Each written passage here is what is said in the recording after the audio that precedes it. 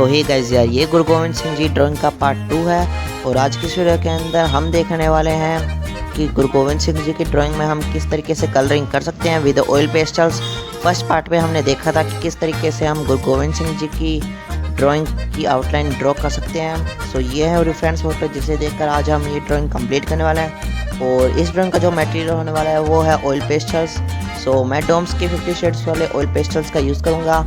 आप चाहो तो 24 शेड्स वाला भी यूज़ कर सकते हो। प्रोसेस सब सेम रहेगा, बस आप वीडियो के एंड तक बने रहिए, काफ़ी इंटरेस्टिंग वीडियो होने वाला है। तो चलिए ड्राइंग को स्टार्ट करते हैं।